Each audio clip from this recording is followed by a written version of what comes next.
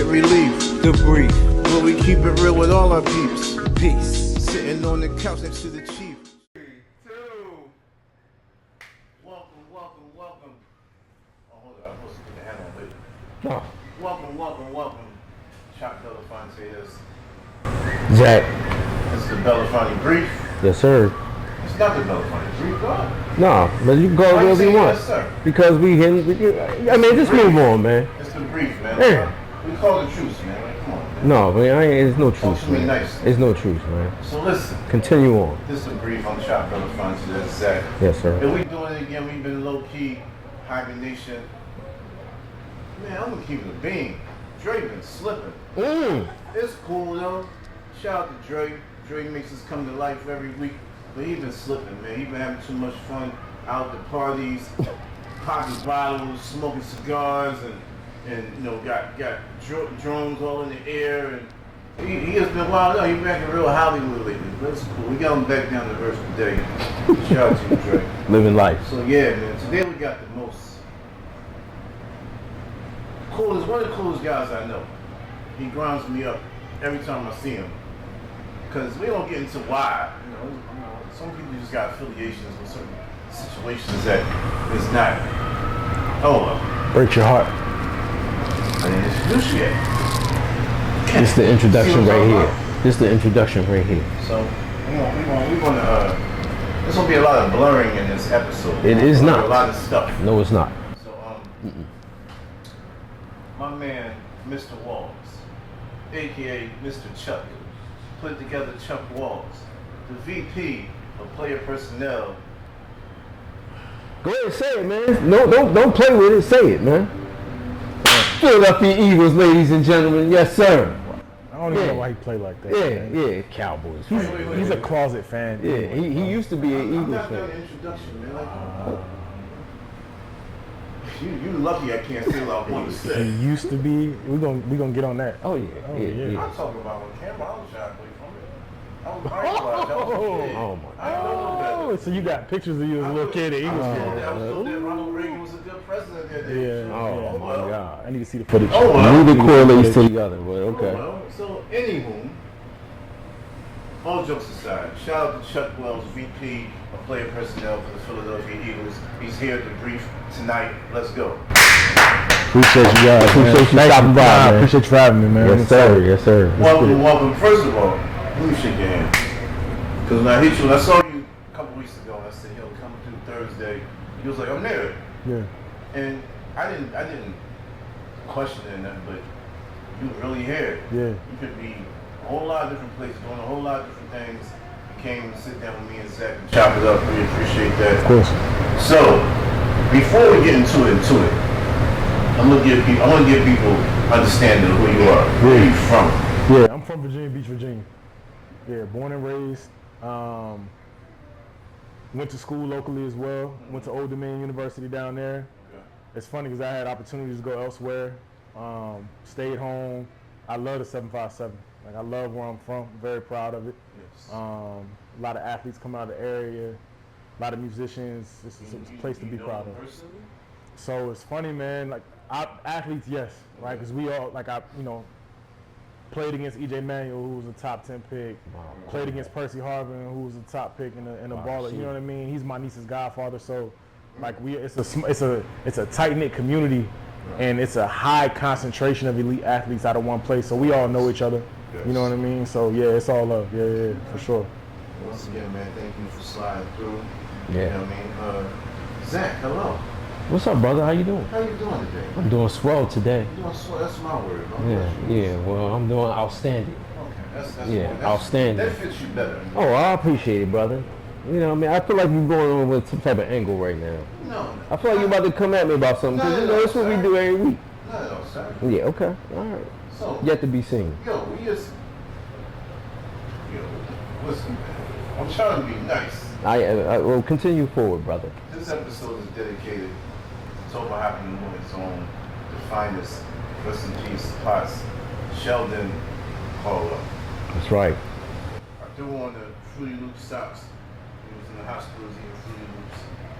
And I went to Bazzini's, grabbed some shrimp. That's where he was cooking at. Mm-hmm. You know what I mean? That's good brother that we known since you know him longer than I. Yeah. I know him since I was like 11, 12. Right. But you was single digits, right? Yeah. Since I was probably like 8 years old. So he passed away Juneteenth, so it's been a traumatic up and down week me and Zach had. Yeah. Get that news and Philly Cigar Week, then our homie Khalif get married, and then it's been crazy. No doubt. But we just focus on life, enjoyment of life, and the prosperity of our purpose in life. Absolutely. You know? Yeah. Like you said, we celebrating life today, for people that we lost. Just one of them things that we got to go through the nuance with, which brings me to one of the things is, the word purpose. When you look at purpose in life, you're looking at the agenda of what your life is, the do's and don'ts, what you want to do, what you can do, what you should do, what you shouldn't do. What's your purpose? You understand what I'm saying? Right. You want to go into that realm of figuring it out. And if you can't figure it out, maybe surround yourself with somebody that can help you figure out what your purpose is. So, I think our purpose in life and with this particular podcast is to bring attention to not just our people, but people that are successful, people that have had a journey, shedding light on that, making sure that you're seen, and making sure that the people out here can see the behind the scenes of what's going on. So when we look at purpose, the purpose for this is to have and shine light on that, and to make sure that people out here know. So, Well, I'm glad that was beautiful. What do you feel the purpose is? What do you feel your purpose is in your field of work? That's a great question, man. I think my purpose is to put people on who historically and typically have not had the opportunity to be put on. Okay. I was very fortunate in my journey along my path to have people put their arms around me and to teach me what I needed to know, not only just like tactically, but and also like soft skills wise, like politically, how to navigate a space where we don't typically dwell. I was very, very fortunate to have some key people, some older brothers really put their arm around me. So I say that to say my purpose, I feel, is to do the same thing with the younger generation and put as many good people on as I can. I always told myself, my goal ultimately is to run an organization and to win championships. But if while doing so, I don't start my own tree of leaders who go on to do the same thing, I fail. Right. So that's my purpose, for sure. I think about that a lot, bro. Understandable. A lot. Wow. Appreciate that. Yeah. Because it like when you look at your road that you traveled to get where you are today, we're going to get into the history, why you got into it and things like that. But when you look at the road that you traveled, what was probably one of the hardest things you had to ever have to endure in a way to get there? Any type of trials and tribulations that you had to come up on? Yeah, so a few things. Number one, there's always, in sports specifically, there's always this feeling of a glass ceiling for young black men and women, especially women, but for young black men as well, that we can't break through no matter how hard we work. Right. Or no matter the grind. Now I've been fortunate, like I said, I've been put in a path where, like Alonzo Highsmith, Sam Seal, there's some old school scouts that kind of paved the way for this younger generation. Right. I feel very fortunate to come under them, but one thing, that glass ceiling being over my head. Two, I would say like one of the hardest things ever was moving to Wisconsin, man. I lived in Green Bay, Wisconsin for 6 years. Whoa. Slow it down. Yeah. For one, I skipped. I apologize. That was a nice, beautiful flex that you. I was just rolling with what you was doing, brother. You talking freely. Right, I think the flow is magnificent right now. Oh no flex, no flex. No flex. Oh, don't do that. That's what I'm saying. Don't do that. Before we do that, bro. What are you smoking? Well, let me go to the box, because I gotta go to the box. Little Velcro strap to hold the boys down. So right now today is a Diaz de Gloria Okay. other known as the other known as the Brazil. Okay, the other known, the AKA is the Brazil. AJ Fernandez, of course, is a Nicaraguan rapper that's on here, medium to full body, more towards the full. You know, definitely like the spices, like I always like. You know, this is probably if you don't smoke cigars, this is really one of the smoothest cigars that you can retro, that you can taste, and you can vibe with for at least an hour or two, depending on how fast you smoke. So yes, sir. That's what I'm doing. Sir, please. And I'm smoking a LFD cabinet number 5, double Maduro. Definitely full body. Sheesh. Wouldn't suggest smoking it on an empty stomach. So you ate already? Yeah, I ate already. I'm straight. I'm good. You know, this is actually, I retro held this quite a bit, despite it being very full, and it speaks to how smooth it is. It has the wrapper is very interesting, man. Like, it promotes like almost like this like velvety, like if you feel it, like it's velvety, and it pulls smooth. It's an even smoke. I'm impressed by LFD with this one for sure. Wow. Yeah. Wow. How long have you been smoking for? Man, since 2012, bro. Since 2012. And I don't want to backtrack on my history. Last time I backtracked on my history, you said I was flexing. Can I go into what? We welcome the flex. Okay. I'm just Okay. saying All right. we had something to do with business. My man. Okay. So 2012, I was a graduate assistant coach at Old Dominion University where I played, and I have a very close friend of mine named Kiata Malloy, who at one point was our pass game coordinator and receivers coach. Then he switched over to defense and was our assistant defensive coordinator over our secondary. Took me under his wing when I started coaching, taught me a lot. But one of the main things he taught me just in life was these here. Yeah, big salute to him. Changed my life for sure. But yeah, since 2012, man, it's been a hell of a journey since then. What was your first cigar that you remember? Yeah. Not your first. Everybody, the first that you liked. So I can answer both for you. So the first cigar that I had was a Perdermo. I don't remember what brand it was, but it was actually a Maduro. I started off hitting the ground running with a Maduro. Wow. But the first cigar that I actually sat back and was like, whoa, I think had to be a Crux, the Bear by Crux, which is also a Maduro, also a double Maduro, but it's got some crazy sweetness to it, and it's not a sweet tip, you know. So that was the first one that kind of blew me away for sure. Wow. Yeah. But a Perdomo was the first one. Wow. Yeah. What was the experience like when you first started to smoke?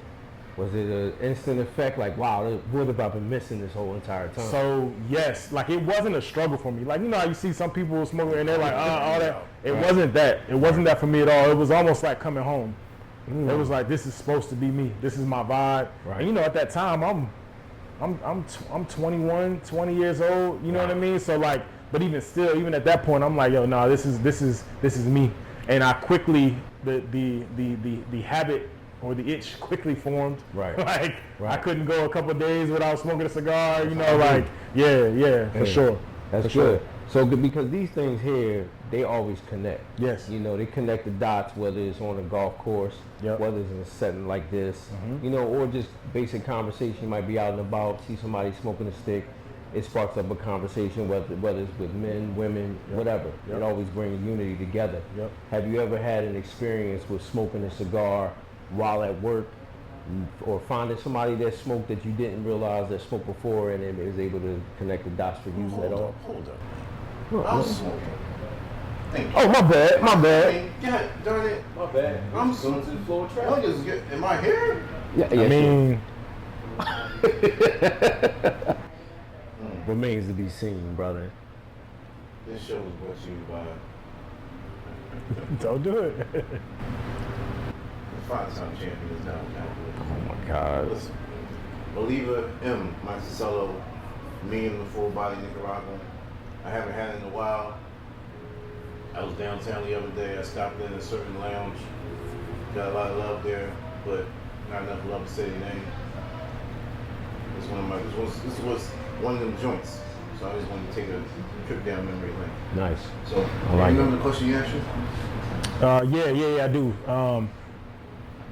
Fairly recently, I remember a time, so at the NFL Combine every year, there's a certain lounge there as well that's pretty popular that people congregate at. And there was a coach who actually is a Dallas Cowboys coach now. Him and I were together in Green Bay together. Shout out to Joe Witt Jr. He's actually now he's the D coordinator for the Commanders now. Oh, wow. As of this offseason. Awesome person, awesome coach. I always connected with him, but I didn't know he smoked cigars. So I'm sitting there at the lounge. He walk in. I'm like, hey. Oh, you know, we sat and we chopped it up for about an hour or so. But I would honestly say the most powerful conversation I ever had over cigars was 2021. I flew my mother down to Tampa. We met in Tampa. We wanted to go somewhere warm for Thanksgiving, and they have a beautiful lounge there. It's actually a Davidoff lounge. Beautiful humidor, bar, all that's cool. A couple of my buddies work for the Tampa Bay Buccaneers, so I went with them. We walk in, get my cigars, we go to the bar. I turn around and Tom Moore is there. Coach Tom Moore, who was the offensive coordinator for Peyton Manning back in the day with the Colts. He's been around the league for 40 years. Long time. He walk in, I tap my boy, I say, hey, introduce us. They're like, I need to, yeah. So he introduced us in the coolest thing, bro. Like, you know when you meet somebody who's stranger, even if they're respectful, they shake your hand, they might walk away. My man shook my hand, pulled up a bar stool. He had this huge cigar, lit it, and just sat next to me. And I looked at him, I was like, teach me something. Wow. And we talked for like 2 hours. It was a powerful conversation. And you know, Tom Moore is a 80-plus-year-old white man. Yeah. I'm a young brother. For him to sit down and actually kick knowledge to me, like real knowledge. Right. And we can get into what we actually talked about, but like it was real, it was love. So, but cigars made that happen. Wow. You know? Wow. Do you remember what actual cigar he smoked? I don't. It didn't have a label. He took the label off of it, and I didn't even. Yes. And we got into real gems so fast that we really didn't even talk about cigars, man. Wow. You know, it was just a backdrop to a beautiful conversation. That's how natural and unforced and genuine. Yeah. That the conversation that start, if a cigar is involved, Yeah. should sit with whomever. Right. And they can sit. He's sitting. He don't know who he's sitting with. He don't know what kind of whatever he might get from you, and vice versa. And that's the beauty of the culture, beauty of the lifestyle, and beauty of smoke. Exactly, man. It's a unifier. Yeah. It brings people together. Brothers and sisters of the leaf. Absolutely. For sure. Absolutely, For sure. man. Absolutely. So when you have conversations, and because we want to get into your history too. Sure. You know, what brought about you being in the business. Yeah. You know, your experiences and things like that. Yeah. You know, touch a little bit on that. Yeah. But when you surround yourself with folks like that, you know, whether it's black or white, doesn't matter. What things do you look for when it comes down to learning? Because I know sometimes when we have conversations with people, there's certain things that we might look for because of our profession. Sure. So it might be other GMs or whatever or people that you're around for personnel, player personnel, things like that. What kind of things do you actually look for in those conversations? Is it like little tidbits that you actually look for, or is it just genuine conversation? Yeah, both. I would say, like, if I'm having a conversation with somebody who's in the business, especially if they're older than me, I try to look for any way to navigate through any pitfalls they had. That way I don't have to go through them. Right. Also, I would say a big thing for me as I prepare to progress in my career and run an organization is I like to see how different people handle different processes. Right. So what I mean by that is how they do their draft process, right? How do they conduct their meetings? How do they do school coverage, right? What's the relationship like between the scouting department and the coaching department? How do they come together to make decisions? Right. And then for us, a lot of people don't know this, but as you get further in player personnel, you actually are a part of the hiring process for the coaching staff as well. Wow. So I like the conversation with Tom Moore, man, he sat down and kicked it to me for 2 hours about finding a head coach when you're a GM and what to look for and what are red flags. And that was powerful, man, because for somebody to be around the game for so long, he gave me some real knowledge, you know, so. But I will say, And I mean, you can speak volumes to this. I like to talk about things outside of sports too, man. It's not always about the business because life is so much more. Right. You know, like it's not about the emblem on my chest, so to speak, and all that. Like, I want to know, let's talk about manhood. You know, like, what's it like being a father, bro? Because I don't have any children. You know what I mean? Like, what is it like being a husband? Or what is it like being single and being a more mature man? You know, just the whole, I want to know the full spectrum. I'm all about learning, bro. And then real estate, I would say too. I'm big into real estate. It's kind of like a side venture for me. Okay. So any tidbits I can pick up. That's why when we walked in here, I'm asking you, hey, is this a residential spot? Is commercial? Like, how's it work? So yeah, I'm a very curious mind for sure. That's good because as a black man, we need those type of things. We need for people to stand up and say, this is my position on just life, period. Yeah. You know, and the thing is, like we were talking, Chuck was saying earlier, these things right here, they just bring us connected together. Sure.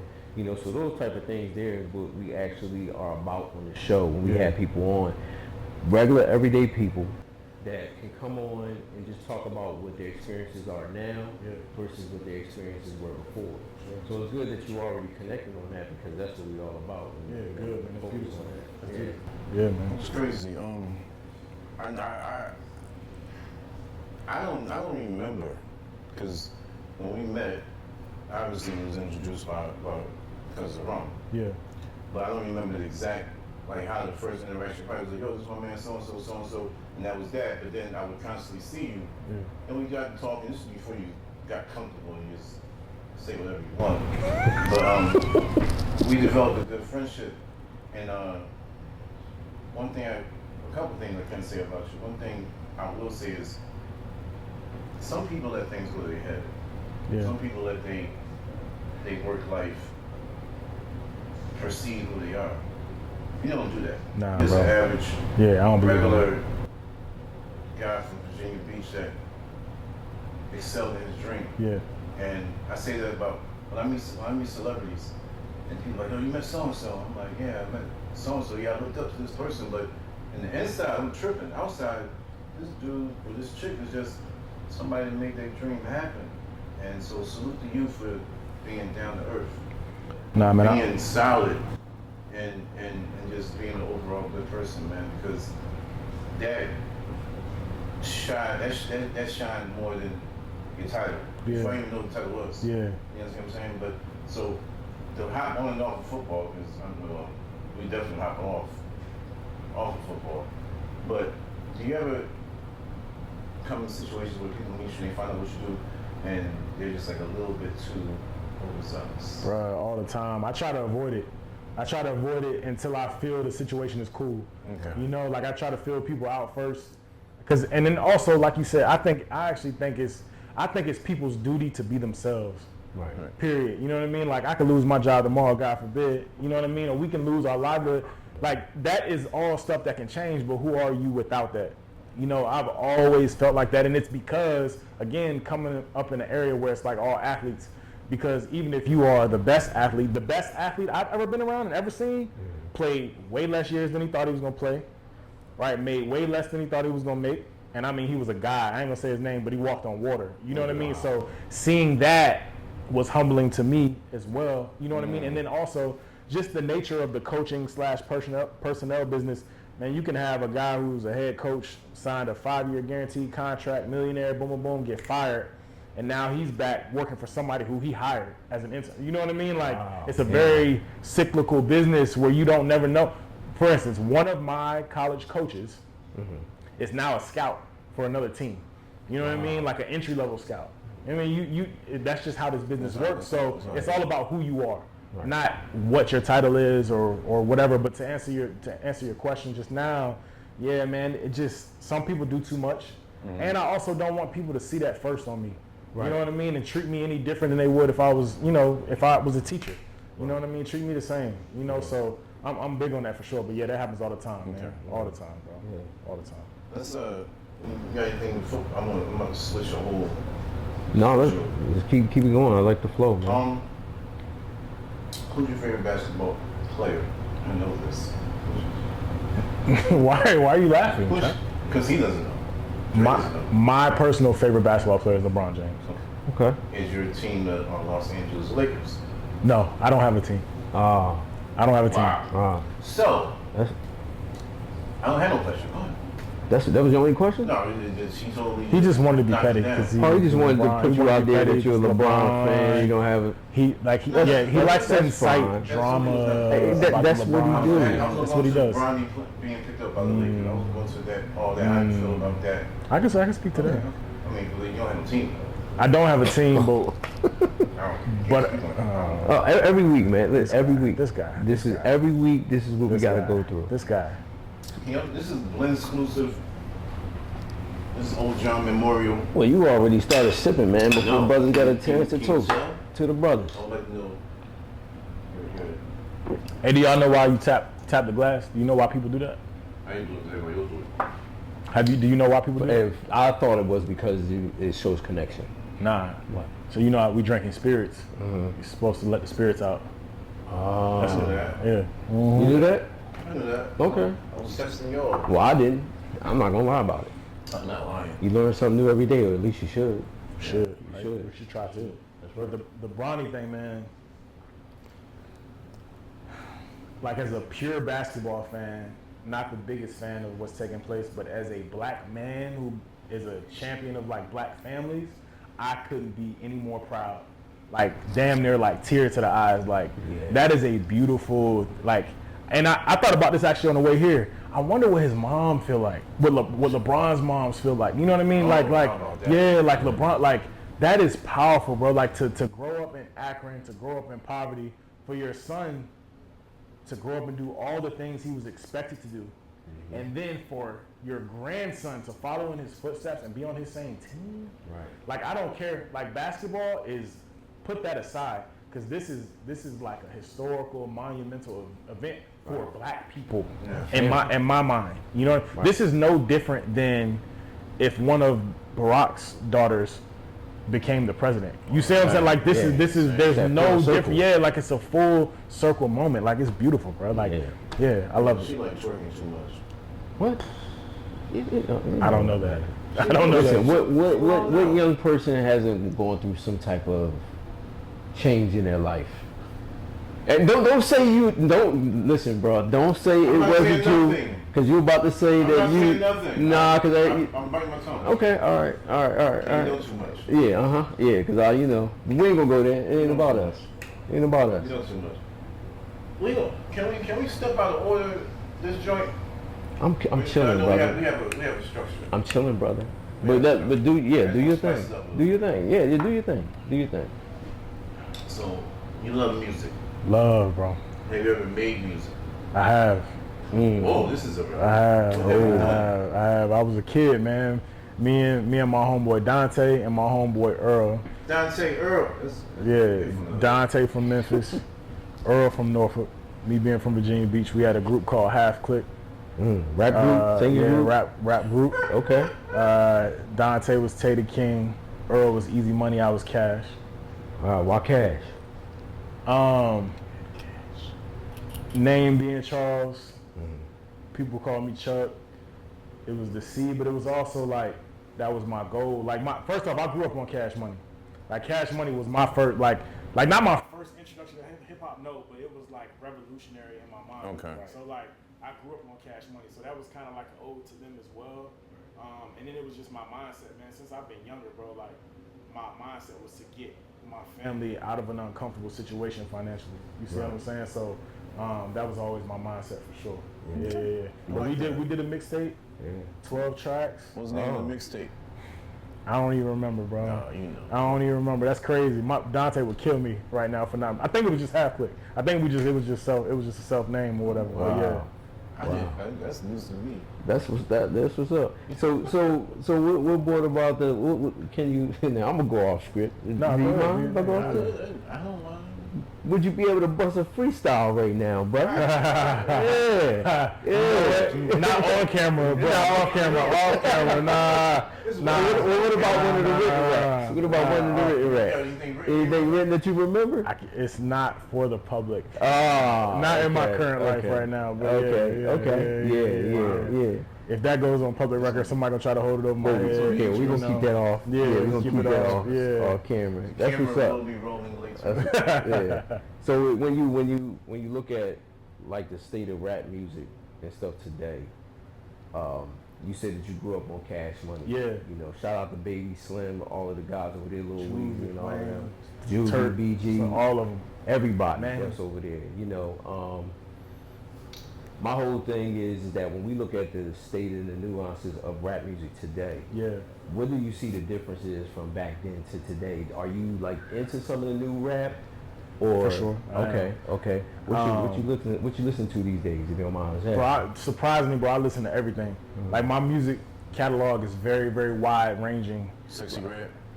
So I don't like Sexy Red, but I appreciate her, like how she's become popular, if that makes sense. I you know, her grind, the hustle. Yeah, I appreciate that. And I like, to be honest, you know what caught me with her? When she did the Shawn Michaels joint.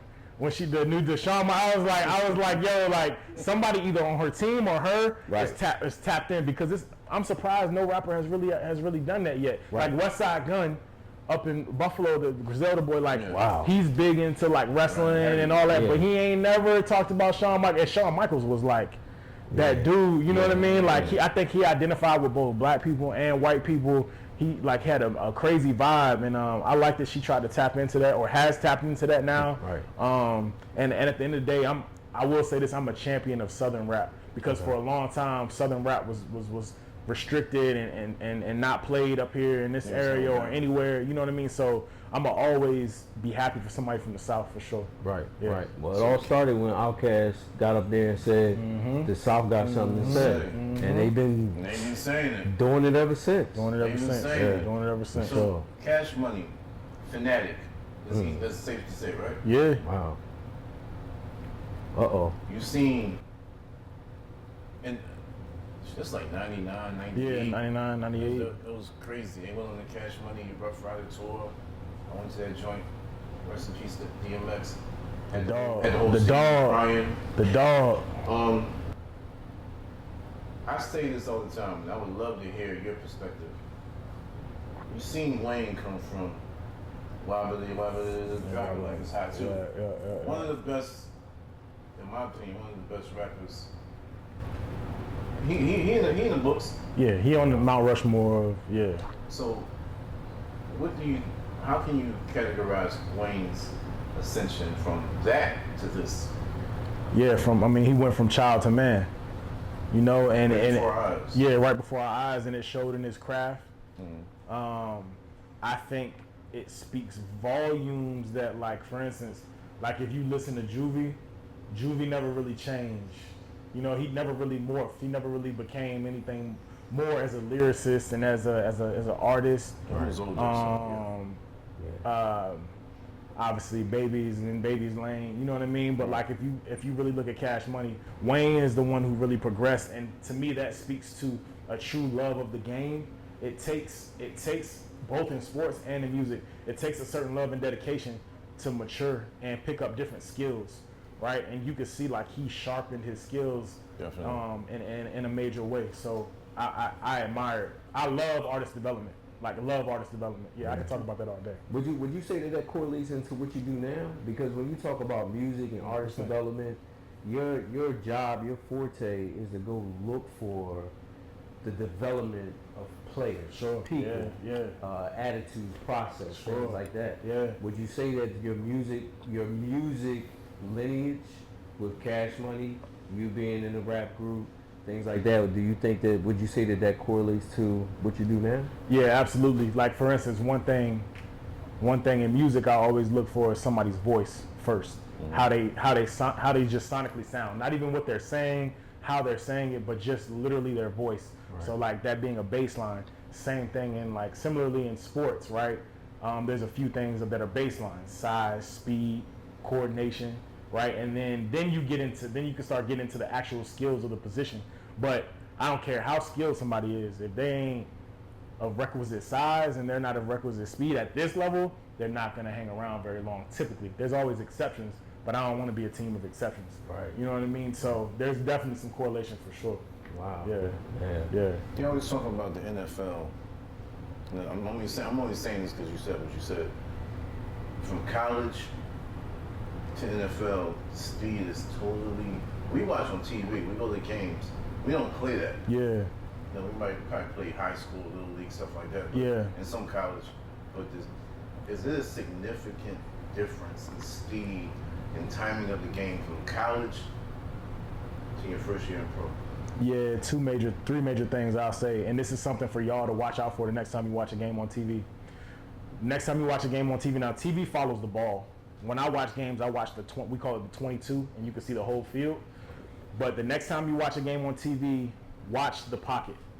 Watch the quarterback and his time in the pocket, and then watch a college game. It is night and day, like night and day. There might be literally a 2.5 second difference in the time where he catches the ball and shotgun to get the ball out, and that's a shock for everybody. The O-line, D-line, the coverage, the receivers, because like for instance, even the receivers who are far removed from the box, there's a lot they can't do no more. Like all that stutter release, double release, all that whatever, taking your time at the top of the.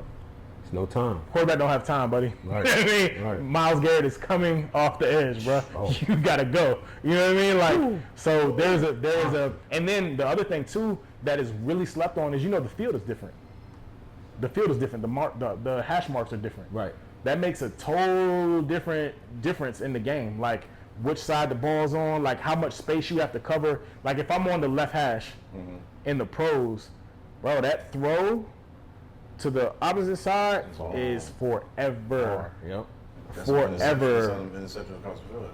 Yes. So like that. So the speed of the pocket, the marks on the field, and then I would say you have to understand that the coaches in the NFL have way more time with the players in terms of prepping for games, right? So like the playbook is so much more extensive. There's so many more calls built in. There's so many more nuances, right? Where in college, you can get away with having the better players, and that's not always the case in the pros. Don't get me wrong, though, it's always going to be about the best players. Absolutely. Right, but there are certain nuances in coaching that can help overcompensate for that more in the pros for sure. Right. Yeah.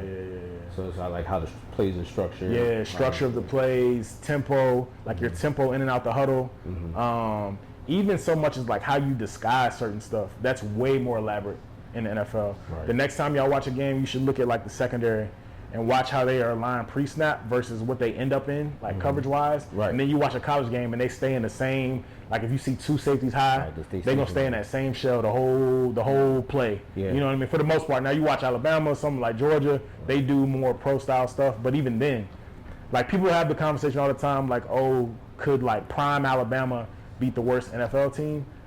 Absolutely not. I don't think so either. No, it's not. So. I'm talking about it would be an absolute blowout. Like absolute blowout. That's the difference. Depends on who you play. Well, not necessarily. No, never. Yeah, I don't think never. so. Because listen, no. Listen to me. You got to think about this, bro. Everybody who's playing on the Panthers, if they were to go into the transfer portal, back to college. The Panthers, I'm sorry. Yeah, and not even just the Panthers. If you talk about a lower level NFL team who's struggling right now, you take away the whatever.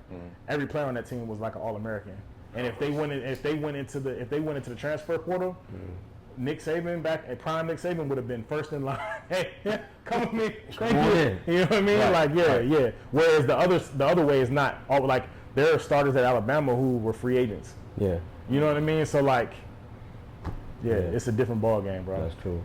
So there's things like when we talking about the game, of course. And in your job, what does scouting look like for you, team by team basis? Is it a difference from you going from Green Bay to Cleveland now into Philly? Sure. Is it a difference between the way things are structured, or is it primarily the same? Are you looking for the same things? Is the team built around what the necessities of what you're looking for, what the organization is looking for? What does that look like? Yeah, no, that's a good question. Every team has been different in terms of their philosophy and how they want to build the team. So, and then also my role has been different with every team that I've been on. So when I was in Green Bay, I was a scout. So think of it as a soldier, right? So I was out on the road primarily. I would travel for 2 weeks, be home for 4 days, and I was at practices every day at different colleges, right? Texas, Oklahoma, Louisiana, Arkansas, Mississippi were the states that I covered, and I knew all those players like the back of my hand. Any college player in those states, I knew them like the back of my hand. Wow. And my job was to find players that I thought fit the mold that could help us win the championship in Green Bay. Right now, their philosophy was much different than, let's say, Philly now. Right. So some of the key differences, I would say, Philly is very progressive in how we blend analytics with subjective evaluation. I think you can tell. Right. Very progressive. Whereas Green Bay, back in the day at least, like, bro, we were still writing reports on paper. You know what I mean? Like, so like analytics was not a thing. It wasn't even talked about. It wasn't ingrained at all. And I'm not saying that for the better or for the worse. It was just different. Right. Cleveland was like super analytics driven. I felt like I was working for Google. Now, that being said, their general manager, his young brother named Andrew Berry, he was a 4-year starter at Harvard at corner. You know what I mean? So like he had the perfect blend of brilliance, but he also was a dog on the field. So it's not that he didn't respect subjective evaluation. It's just that he knew that the future wave was AI. He knew that the future wave was decision science. You know, so he blended more of that into their process. Wow. But yeah, every team has been different, and it's going to come down to like what the owner believes in, what the owner wants to, and most of these owners have other businesses. And if you know, like corporations now, that numbers are everything, right? The quantitative analysis is everything. So a lot of owners are trying to incorporate that into football, and it could be done very well if you do it the right way, for sure.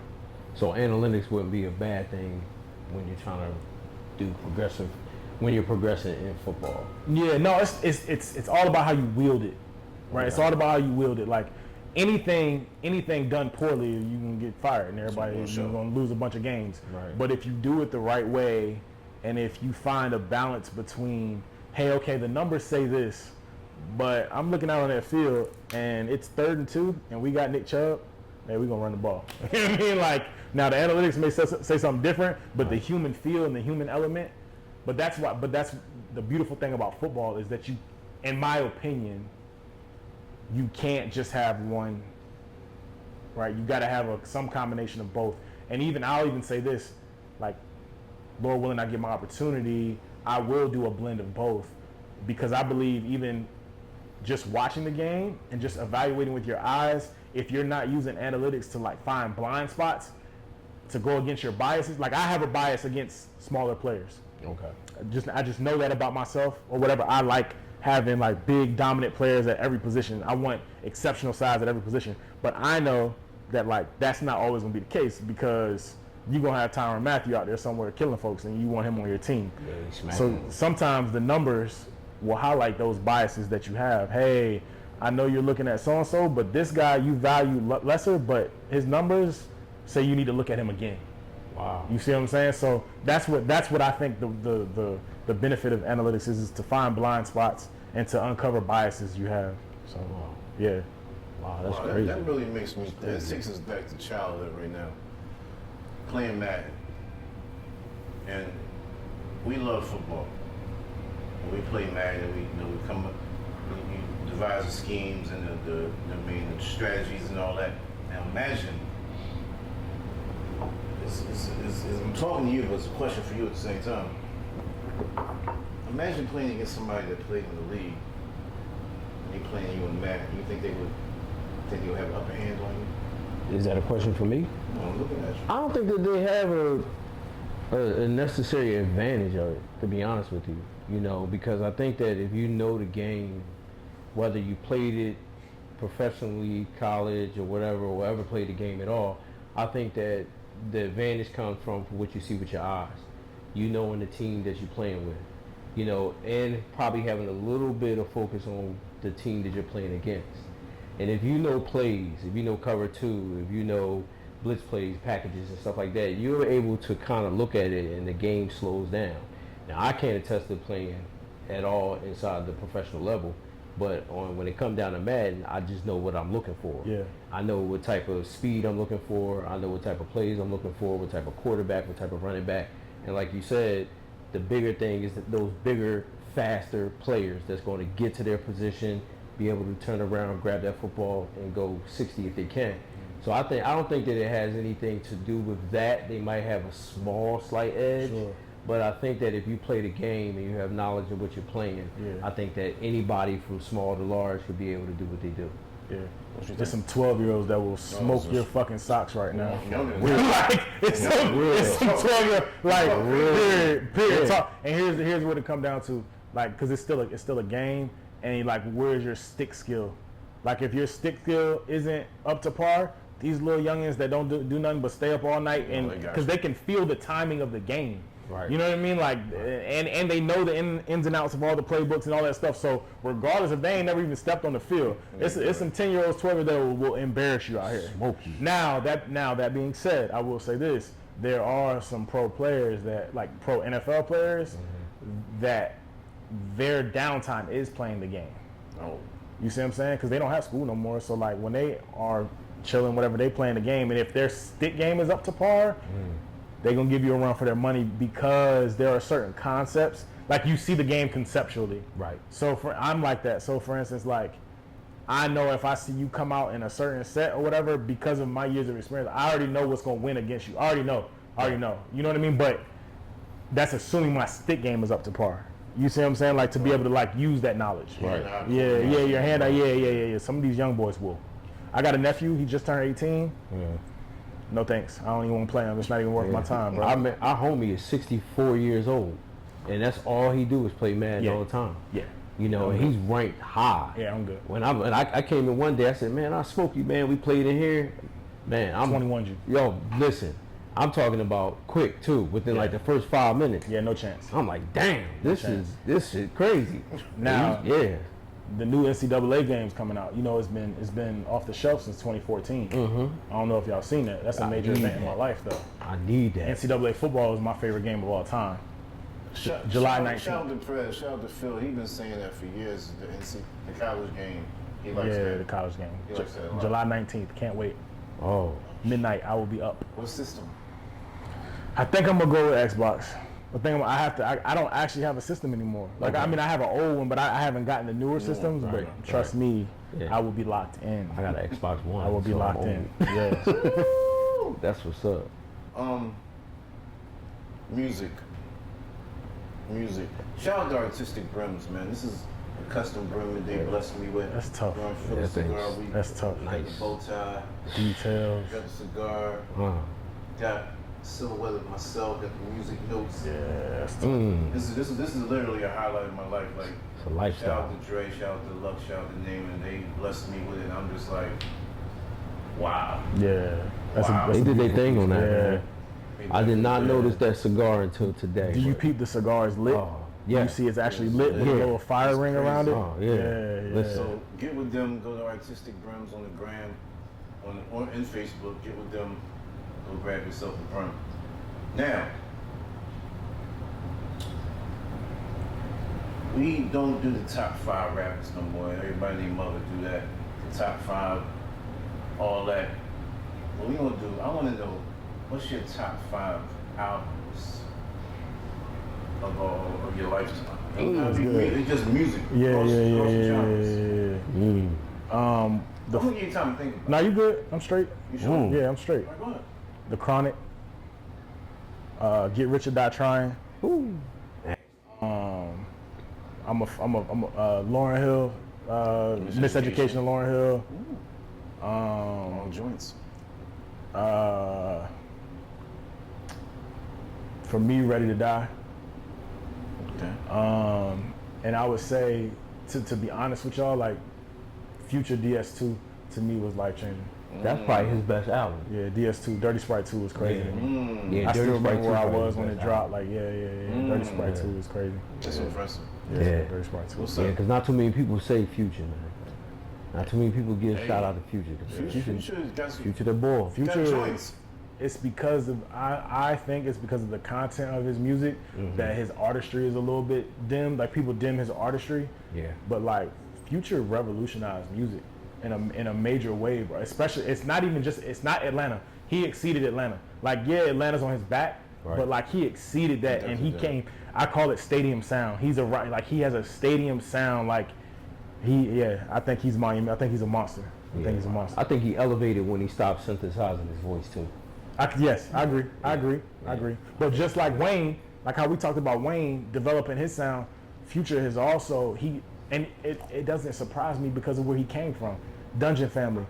He saw that artistry. You know what I mean? He saw that artistry. So like, for him to take his craft the way he has, it doesn't surprise me. Right. You know? Yeah, I like that. So when you go ahead. I'm sorry. You want my top 5 albums? Top 5, bro. Oh man, Illmatic. You know, Illmatic is we had just a quick story. We had Illmatic before it came out. So I don't know how we got the copy. Somebody came up on it. We had it a few months before it came out. Really? It was on the tape, and it was faster. That's so when it came out, we was like, "Why is this shit so slow?" Yeah. You know, like this boy, he's spitting these, and it instantly was one of my joints that I love. Long Live the King. Raw was probably one of my first albums that I really. That's okay. I didn't steal your tape. You know, here we go, man. I didn't steal your tape, man. Go ahead, continue. Anyway, man. So, Long Live the King was one of my best albums that I've had. The Chronic is one because of the nuances of the music. Yeah. The structure coming from NWA, then dealing with, going into a new record label, into a whole new system for Dre. Yeah. He literally changed the game of music. For sure. Bringing Snoop Dogg on board, it was over. Yeah, Snoop was like that extra. Oh my God! From there, I would say coming up maybe, and this is no order, but number 4. Do we have to stay on rap? No, cross table. Yeah, I dropped Lauryn Hill, so yeah. Oh, that's right. So one of the other ones, y'all not gonna believe this, man, but U2. Okay. U2, 1985 album that they brought out. Was my introduction into more rock music, more pop rock and things like that. My aunt put me on to it. Okay. I was a young boy. It was like in the 80s. And when I heard it, it literally blew my mind. Yo, can I say something real quick? Yo, the one thing I appreciate about Philly, because this is near and dear to Philly, like the hip hop scene here has such a close tie to rock here. Like you can go to the hood and cats talking about like Polymore, like whatever, like they're like, y'all listen to rock. Like I actually like that. Like I feel like Philly has a very diverse like ear for music. I really appreciate that, man. I really appreciate that. Yeah, we try. We normally get into different nuances. Yeah. And me growing up, my family, especially my father, we used to just listen to everything. Yeah. So it was like the eclectic sounds that you had and you listen to and things like that. So those are the 4 of them. But then I'm gonna probably shock you on this album. It's one that I go to several times a year, and I'm sure when I say it, you're gonna be like, yeah, right. But Queen is one of my top 5 albums. Because that album, when you listen to the way that it was structured, the actual lyrics, the vocals, the artistry of the music, how they were to be able to collect all of the sounds and voices to not just elevate from where they were, but elevate further to where they didn't know they could go. Yeah. So the Queen is probably one of my greatest groups. You'll find me sometimes in my car with the top down, just literally vibing to Queen. And people be looking at me like, what the hell But it's just one of those things that just takes me further in places. And there's other albums that I have, but those right there are the ones that stand out to me right now. Respect. Impressive. My 5, they changed my life for different reasons. No particular order, like you said, but I'm gonna go with Long Live the King, which he still has. He took it. He stole it. I did not, but okay, go ahead. Couple times. It's documented in the CD, tape in the CD. So Two times. Yeah, I was slipping. So, King, my favorite rapper, and I identify with him. But that album was just like, damn. Yeah. Wow. It was crazy lyrics. It was smooth. It was everything in one unfold. Illmatic definitely changed my life. Like you told your story, we had the tape, it was fast, but it was just like, how did he come up with these lyrics? Yeah. Like Who thinks that way? who thinks like who? Yeah. And me writing at that time, I'm like, I can't write like this. Right. But then I got to the point where I tapped in somewhere else, like, wow. Yeah. So, going R&B wise, Songs in the Key of Life, Stevie Wonder. Okay. Great album. Man, Yeah. Great album. I probably was just born, but I always say I'd be jealous. Like, the '90s was the best decade for us, because and that was our time. We was outside of high school, becoming young men, and it was just the '90s was the '90s. But the '70s, when we was born, that was our parents' Golden decade. era, I yeah. used to be like, I wish I was a teenager or something in the '70s with the fashion, Yeah. the music, the shoes, all that, the hair, and it just gave you that '70s, early '80s. It gave you that. It was just love. Yeah. That album was just love. Yeah. The epitome of love. Then I fast forward to '90s when I was in love at that time.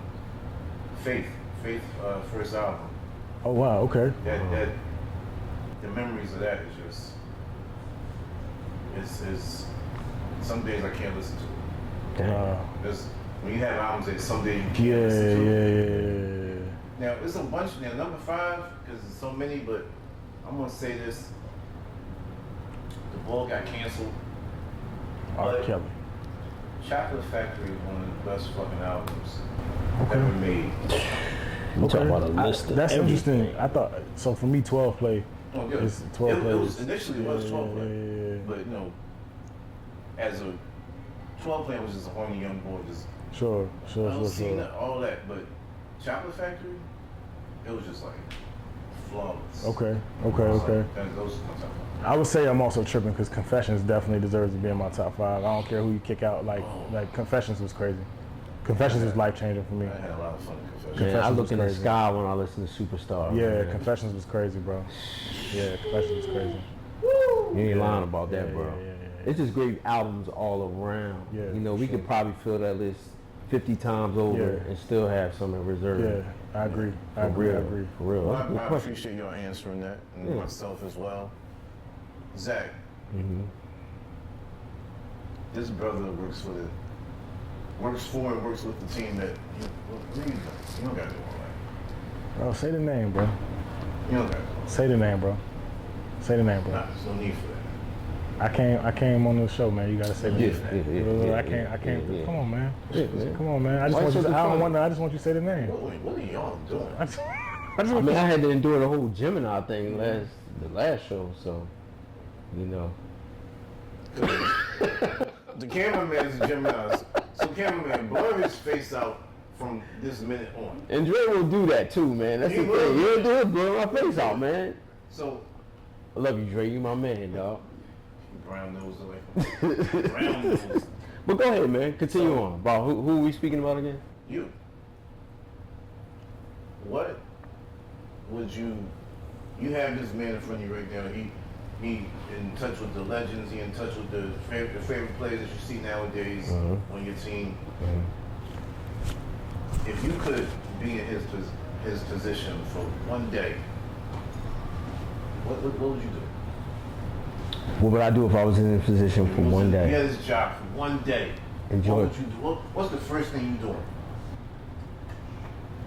First of all, I gotta be able to know the nuances of what your position is, how it works.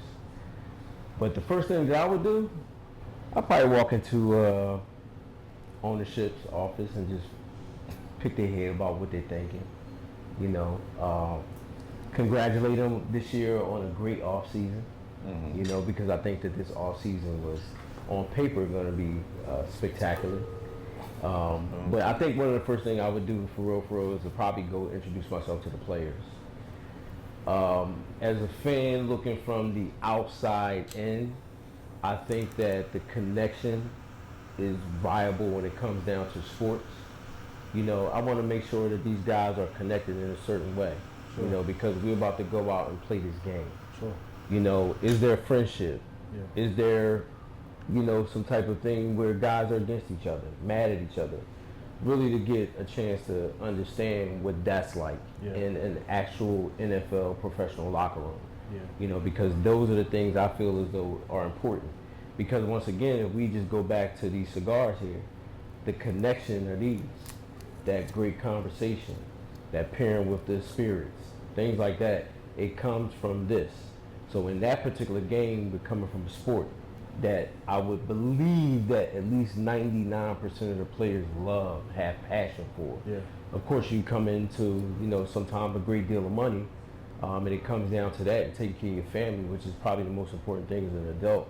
But at the same time, What do we look like as a team? I want to feel that vibe. I want to walk into a professional locker room and literally sit there and see what these connections are. Sure. So that would, if I had that experience, my first day, introducing myself to ownership, you know, seeing what their vibe is, what they need, what we're looking for in the future. And then the second thing would be to walk into that locker room, go introduce myself to all the players, you know, try to see what their vibe is, to see if we can make a connection. Because if I'm doing a player personnel job, I believe that for me, in order for me to do that completely, I would have to experience that. So I'll know what other type of caliber of players that we should bring into our locker room so we can keep our mix the way that it is. So that's probably one of the first things that I would do for sure. Hey, bro, I would say that's a very good answer. Thank you. Telling you from my perspective, that's actually a very profound and well thought out answer. That's actually legit. Everything you just said was like actually on point. And from that coming from like a fan's perspective is that's powerful. That's powerful, bro. So that's real. That was on point. Thank you. That was on point. Yeah, my question is, why y'all hate my team so much? Like, you're on the inside of the belly of the beast. Why? What's the disdain for the Dallas Cowboys, America's team? Like, what's the problem? You see how he threw an America's team like that? That's what we're known as throughout history. Oh, God. You know. You know what, bro? No. Think about what's said. Why? What's the disdain? I think that it's in the nature of the NFL to have fierce rivalries, right? And really, to be honest, when it comes down to it, the fiercest rivals have the most respect for each other. It just doesn't. It's no different than boxing. It's no different than any other sport. For real, in order to really have that kind of like that stress, it requires respect. Because, for instance, like you might line up against a team that you don't really, you don't hate them, brother. You don't have no feelings for them whatsoever. Like it ain't no, but I can say that there is an intense respect for the top rivals that you think about when you think about the Eagles. There is a level of respect that we have when we go into that game. Respect for our opponent, but also respect for ourselves, and knowing that our fan base cares and might not sleep for days before this game because it's that important to them. You know what I mean? So there's an intense respect for our opponents that are like the Dallas Cowboys, because we know that at the end of the day, our fans care tremendously about that game. And at the end of the day, we can win every game in the season, but if we don't beat them, we're going to hear about it, you know, and forget about hearing about it. Like, it's going to affect people's lives. Right. Because the crime rate in Philly directly correlates to wins and losses, which is crazy. Like, directly. These people are going to act a fool no matter what. Oh my God. But when you win, they act a fool a little bit less. Yeah. And that's proven. That's a proven thing. Yeah, that's a proven thing. You might not get shot, you just get punched. Yeah, you can recover from that. That's cool. Stab. You know, that's cool. Yeah. Sometimes you need a good punch in the face. But wow. Every time I see you, there's something that ignites in me that just makes me so happy that I get to just talk down on you for as much time as you're going to give me. It's just a beautiful feeling. It's a beautiful, because you mentioned something earlier that really kind of stabbed me with the whole 5-time and all that. You have to have a great memory for that. So, shout out to you. Shout out to you. No. You started this, and I just make it my business to finish it every time we around. You're in the business of having a legacy, correct? 100%. So what's wrong with having a legacy and me reminiscing on the legacy? What's wrong with that? That's what you aspire to do. You know what? When you get older, you have kids and grandkids and all that. Yeah. Was you here for the championship ring? I was not here. Okay, so you don't count. So, what you gonna say? So what I will say, San Fran, we got an ass kick. Yeah. We went to Brazil and we haven't got our gone. ass kicked. We ain't gone to Brazil yet. We haven't gone to Brazil yet. when you do good. Damn, you already Wow. said I'm a hater, but you already Wow. throwing losses at me. I'm your man. Wow. What's up? We not even playing y'all. That's crazy. Wow. That's crazy. See the level. See this. Yeah, See this. this is how it always And is. here's it. So no, let me say this. I'll say this. And Shout all out to Lawrence. What up, baby? he's not even Still. he's not even a fan anymore. I'll talk to you He, one-on-one. I'm really not interested. he's the gentleman we're talking about already said he's not a Cowboys fan anymore. He's just a football fan because he's so tired of the disappointment. Now, I will say this to your point, can't take away nothing about the Cowboys legacy. I ain't got nothing to say about that. Like what they built down there is crazy. I lived in Dallas, so like I was around it. I was around the fans. I lived next to the Star. Like what they've done is You ever put a Cowboys hat on? nah, never in my life actually. Never in my natural black life have I actually put a Cowboys Cowboys shirt, hat. socks. But you have put on a Philadelphia Eagles hat. Yeah. Hat, sweatshirt, Jersey. socks, the whole thing. And there's pictures of it, and I want to see. I took This it. is where we do a lot of editing. No, there would be no No, editing. no, we're not editing this. fuck that. No. I was an Eagles fan growing up. Yes, I was. To what age? So about Puberty. it was right after, I had to bring it home for Jerome hat. You know what that is? I don't. Exactly. Jerome Brown. Oh, Jerome Brown. Yes. R.I.P. Jerome Bring Brown. I had to bring home for Jerome hat. Yeah. I used to go to games. Byron Evans used to come to my little league team games. West Oakland Wildcats. So you're a They used to traitor. call me Lil Kane. You're a traitor, is what you're saying. No, you're a I'm traitor. brainwashed. You started off. I did what my elders told me to do. What changed your mind, bro? Cause like What changed my mind? a Honestly? championship. You were a bandwagon guy. No. And you I was just- baby for the championship. What changed your mind? First year I got with the Cowboys, we won one game. And I only got with them because it was after the Bounty Bowl. When y'all fuck Luis Zendaya and stuff. It was bad. But that was the only team I saw the Eagles get up for. Like really get like it was Buddy hated Buddy Ryan. Buddy hated the Cowboys with passion. So when after the Fall Bowl, I was like, I was done. I was traumatized. I'm done. Should never play the game. Should stop the game. And the love just went out the window. Boom. I said I need a football team. I was playing Tecmo Bowl. It was the hottest team to me. And I just went with them. They was trash, and they started winning shoes. So like, did you have a similar experience this past postseason? Hell No. no. I'm rocking out. Wow. What about the last 30 years? Wow. You know what? We're gonna let him live. Oh.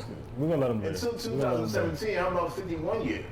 That's okay. Players on die with them shit. We still had championships. They just weren't called Super Bowls.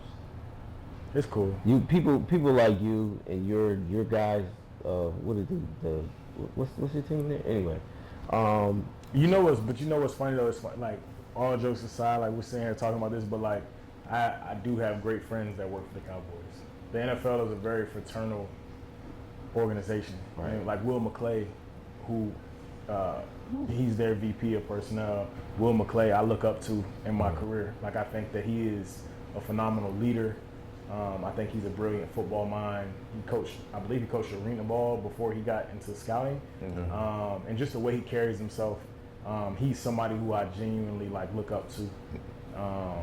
So yeah, there are some people in that organization, Chris Hall.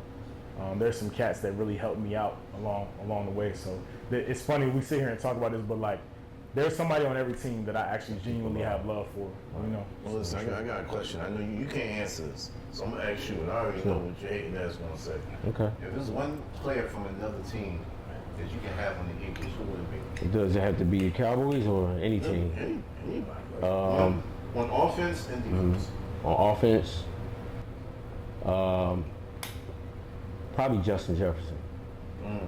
to go along with Devontae, AJ, Or you would keep Dallas. AJ and you would keep your core. We got to keep those guys.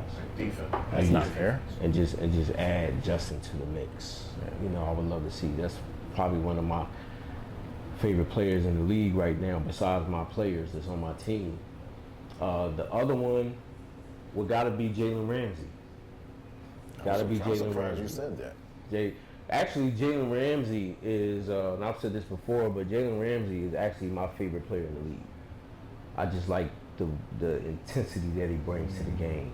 Jalen Ramsey a dog now. Yeah. I see that. Yeah, I can understand Yeah, that. Jalen Ramsey I is can my understand favorite that. player in the league Right now. That's right your favorite now. player in the Today. league right now. Today. And he's been that favorite player for quite some time. All right, hold on. So now I'm gonna ask you a question that you can answer. Yeah. Who's your favorite player all time? Defense. Julio Jones. Julio Jones. Julio offense, Jones. all times. Julio Jones, and when we signed him, it's funny because I told Howie, I don't fan out for players. It's just not right. Right. But I told Howie Roseman, I was like, hey, that's my favorite player of all time, bro. Like, Wow. I can't believe we brought him here. Wow. And it partially is because I had experience, playing against Julio when I was in Green Bay. I believe we played them in either 2015 or 2016 one time, and we beat them. But I believe my man had like 259 yards receiving. I remember he ran so much that he actually strained his hip and couldn't finish the game. Damn. And I strongly think that's the only reason why we won the game. Right. Mind you, we were up 34-6 at halftime or something like that, and they ended up like coming back a little bit. Yeah. The score was really stupid high between both teams, and then we played him in the NFC Championship. And he went for like $189. He has like this long highlight touchdown. If y'all ever get a chance, y'all should watch it. He was in the slot, ran what we call a Dover, or a deep over route, caught the ball probably at midfield, turned the corner, bro. He stiff-armed our first-round corner and just went up the sideline. And if you ever see Julio, he is so big, bro. And he was bigger back then in his prime, but to see him move with the power that he moved at, and here's the thing about Julio, and I'm glad that it stood true. My impression of Julio was always that he was like a class act. And even though he was fierce, like there was something about him that made me feel like, hey man, dude is like one of those rare cats like Larry Fitzgerald, who's actually a good dude and a great teammate. Wow. And that's Julio's A1, bro. Like, so I'm very honored that I had the experience to be around him and for him to be on the roster. But Julio Jones is my number one for sure. And defense-wise, Myles Garrett. that's the same time I said. Fast. Wow. Myles Garrett. Wow. Not even close. And my reasoning being is, one time I did this clinic with Joe Thomas, the famous left tackle who played forever for Cleveland. Right. And Didn't he just go into the... yeah. He Yeah. got his jacket. He got his jacket. One of the best of all time. Him and I were talking one time, and he was a part of this panel. We were talking about protection. He said the pass rushers that kept him up at night were the guys that could win three ways. They can win around you, through you, or inside you. Right? Like, there are some cats that can just win around you with pure speed. They get off the ball, they're fast and all that, they can dip their shoulder. Then there's some cats that are good at setting up moves to counter you back inside. And then there's a lot of cats that have power and that can just like go down the middle. But the cats that can switch up and actually do all three in one play, you have no chance. Yeah. None. Zero chance. And that's what Myles Garrett is. And I don't know if y'all have ever seen Myles in person. He's one of the biggest human beings I've ever, like, just proportionally. He's like 6'4", 270, no fat. Right. I've seen him come off the ball, bend the corner, and touch his shoulder on the ground and still be up and still like have control over his body. That's Like, crazy. it's That's crazy. crazy. It's like he does stuff that like is unhuman, inhuman. That's a hell of you know a what I hip mean? Like, flex, man, yeah. to be able to Hip, do that. ankle, power, like he's All that gotta be unbelievable. in... The core. Then I everything. watched him in the celebrity basketball game in Cleveland. Oh, he smacked. I think he yammed on somebody he's in that game. Unbelievable, bro. Like, he's a rare. Yeah, his arms look so big when I was like, yo, this dude. And I remember one time he like did something like this, and his wingspan Yeah, he's was crazy. crazy. Yeah, he's perfect. He's the prototype. Oh man. But yeah, So who's your defensive? Of all time, Is the person you named, that's your... that's my favorite defensive player right Jalen. now. So Yeah. who's your offensive? Offensive All was all I'm time. surprised Jalen's your favorite No, not all time. All time. Deion Man. Sanders is my all time. Yeah, primetime Deion. You know, a couple years ago, I almost had him at my birthday party. Alicia was gonna hook it up. My wife, she was gonna hook that up for me, and a couple emails went back and forth. And I would have been very excited. I don't fan out much either, but That's one to fan of. Oh man, I just want to shake If I was coming out of hand. high school right now, I'm going to Colorado. Oh You my gotta God. You gotta do the Dion. I'm going to Colorado. Especially if I play, dance. I would love to do the dance. Especially if I play corner. Yeah. I'm going to Colorado, bro. Yeah, that was Period. my position when I played. There are players that excited me through a lifetime of football. Yes. And one specific player when it comes down to defense of all time is a true Eagle, Reggie White. Of course. Reggie White. Of course. When I Reggie would say White, a true Packer, but right, sure. right. Well, as well, you know, because he won the championship and rightfully so, he went there. And he accomplished that. When Reggie first signed with the Eagles, his number was 91. I was a young boy. Yep, it was 91 before it was 92. And I was a young boy, and I just remember seeing this fierce-looking gentleman because, you know, he was into the church and all of that. But